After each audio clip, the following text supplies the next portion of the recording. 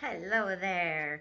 All right, I'm going to tell you a few important things, and hopefully, I'm going to do it fairly quickly so we can all get on with our day. All right, the first thing I wanted to tell you is with the textbooks, I told you for the book report, you have two books to choose between, and that isn't due for a couple months, but read the books before you get too busy. It will really help you if you try to do it ahead of time.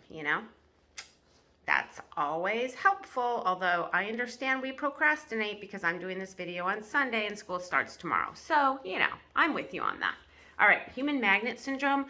I would use this for your book report if you have been in a relationship where you have been with someone that you consider narcissistic, or you feel like you're attracted to that type of person and you're on the more codependent side of things, or if maybe you have a narcissistic type parent. This would be really, really helpful for you because it's mind-blowing and it will really save you some agony through your relationships if you understand that as a codependent, or what they call a love deficit type person, you tend to attract someone who is on the more narcissistic or manipulative side of the scale. So you want to break that pattern? Read the book. All right. If that does not apply to you, I don't have the other one, but just pretend that I do. I do, but I don't have it right here. It's called Men Fight For Me, and it is written toward men, but women are certainly encouraged to read it as well. And it is talking about sex trafficking and how men can really help prevent it, and as women, what we can do as well. But it's really, really helpful to understand how our society perpetuates sex trafficking, especially toward young girls and girls from disadvantaged families. So yes, as I said, if the other one doesn't apply to you, Men Fight For Me is great. And there's also going to be an interview with the author of that book when we get later in the semester as well. And he's a friend of mine, so yay. Okay, so the next thing I want you to keep in mind this whole semester is that when I ask you one of the questions and it asks you to answer from a sociological perspective, you need to understand what that means. And it doesn't just mean groups of people. So if you're looking at sociological contributors and you say something like the police or Child Protective Services or some group of people, that's not what it means. Think about, what does the society value? So then you might say, well, the police, because we value law and order, and there's a lot of systematic racism that comes into how the police handle various problems. So you're going to talk about a sociological problem that manifests within the police system. Child Protective Services, instead of just saying, oh, the CPS worker messed up. Why is that such a problem? Well, there is a huge problem with Child Protective Services being understaffed, not having enough workers to handle all the cases. And why is that? Well, our society values businesses that make money. We value capitalism, competition, power. And those of us that work in helping professions know we're not making the big bucks, right? There are some that do. Dr. Phil probably did pretty well.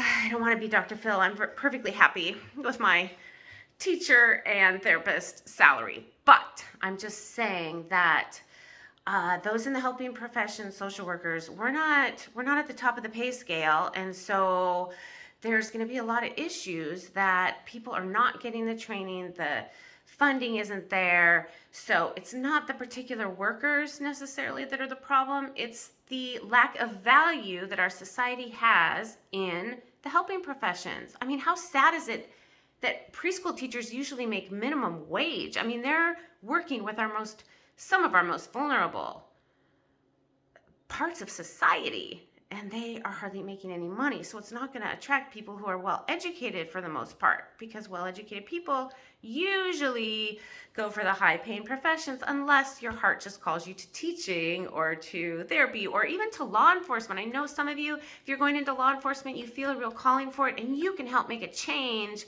so that the whole police force is seen differently. Because of course, in every profession, there are wonderful police officers. and there are wonderful social workers, and there are not so wonderful social workers and not so wonderful police officers. So we have systematic issues, though, within those systems, and that's systematic issues within those systems was not a very good sentence, and if I was writing an essay, I would edit and delete it, so just so you know. Okay, so think on a more abstract kind of level in terms of the sociological factors. Poverty causes a lot of stress. That's a sociological factor that sometimes contributes to abuse. None of these things cause the abuse, they contribute to it. So that's what we're going to be looking at, different factors that contribute. Family privacy, that's a huge one because people think, oh, it's within the family, we just will turn the other way, we won't pay any attention. You will pay attention because you're going to learn how to pay attention in this class. I know that for sure. You will not be able to see a couple having a fight and see a woman being slapped or a man being pushed or whatever it is and not do anything, at least make a call or alert somebody if that's the issue. So I appreciate that you are going to be part of the solution. All right, so the other thing that I really want you to be aware of is that a big part of abuse that happens that's different between men and women is that men tend to perpetrate more sexual abuse. So we're going to look a lot at that, and I really want men to think about their own behavior in that. And something else we're going to look at is intimate partner violence. The majority of injury is done by men, and women are typically the victims of that. But as women, we also have a responsibility to not perpetuate that, to not be a part of a relationship where we are also being violent.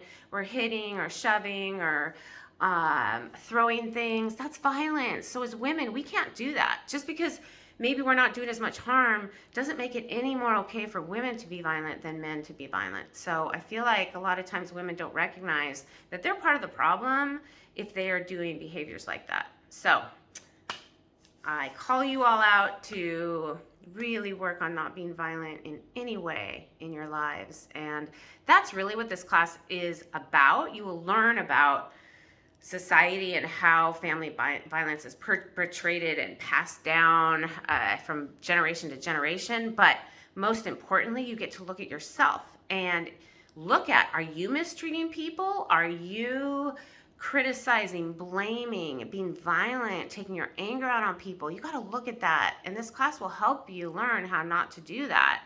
And the other thing is, if you're being mistreated, can you get out? I really hope if you're in a relationship where you're being mistreated, it doesn't have to be physical abuse. If you're being verbally abused, and you'll know, like right when I'm talking right now, you're probably getting like an anxious feeling because you know it applies to you. So if you can get out, there's so much help available. We have help on campus, Cougar Cares, we have the Student Health Center. You can contact me and I'll hook you up with a therapist, but there's all kinds of help. The Women's Resource Center, WRC, it's not just for women, it is not. Men have access to the help as well. So keep that in mind. It is for men too. That's why they shortened it to WRC instead of Women's Resource Center.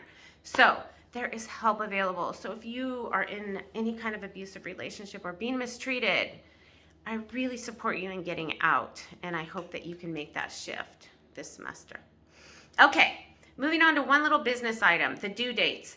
For your weekly posts, you have a post due on Monday and you have replies due on Thursday, except this first week, the schedule is different. So I always want you to make sure, and I write this and you'll know, check the calendar, see when things are due. So this week, the schedule is different, but check when the initial post is due and when the reply post is due. And then if you need an extension, you have to ask me, and you have up to a week based on what the issue is, but I'm not going to be taking posts more than a week past the due date. So you can't make up work at the end of the semester. If you need more than a week because you're in the hospital or something major happened, you can give me documentation. I'll work with you. But for the most part, you do need to ask for an extension, and you do have up to a week to complete it. And then I won't count you down as long as you let me know ahead of time. Even if your excuse is, I forgot, I will still give you an extension if you ask right away. I mean, you either need to ask the day it's due or you need to ask, ahead of time. But if you just didn't get it done on time, I'll give you an extra day. It's okay. I understand. But don't take advantage of it, because you got to ask. And if you forget to ask, I'm sorry. You have to be learning also how to manage, and you can't forget to go to work, so you can't really forget to do your assignments either. So, okay. And then the other thing is for the assignments. The assignments are in the assignment block, and that is the book report that I just talked to you about. That's the community project, and it's the love talks. All 3 of those assignments take several weeks to complete. So you need to look at them. Look at them now so you see what you have to do for them. And for those assignments, you can't just ask for an extension. You get counted down. So you can turn them in late, but you get counted down 3 points the first day and 1 point every day after that.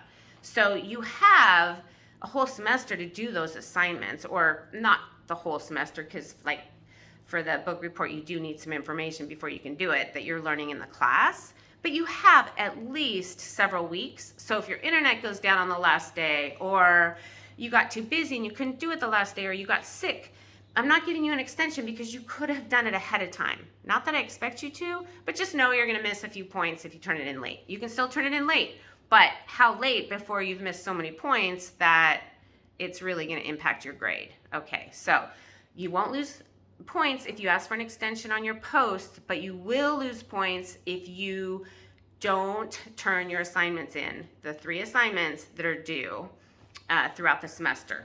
And then the final exam, there are no late finals accepted, because that's the end of the semester. We're done. I'm done. You're done. Well, I'm not done because I have to grade them all, but you're done. You can't turn them in late. 10 minutes, it's fine, but no late finals. So it's an essay. It's not that bad. The work in this class, there is a significant amount because it is a 4-unit class, but it's not, I don't give you busy work. I don't want you to have to spend so much time that you're frustrated. I just want you to spend enough time to learn. That's all. I just want you to spend enough time to learn. And I want you to learn the difference between coming from love, where violence never occurs, and coming from your ego, which the ego is that separate sense of self that feels like it has to fight against people, or fight for a cause, or fight for whatever it is.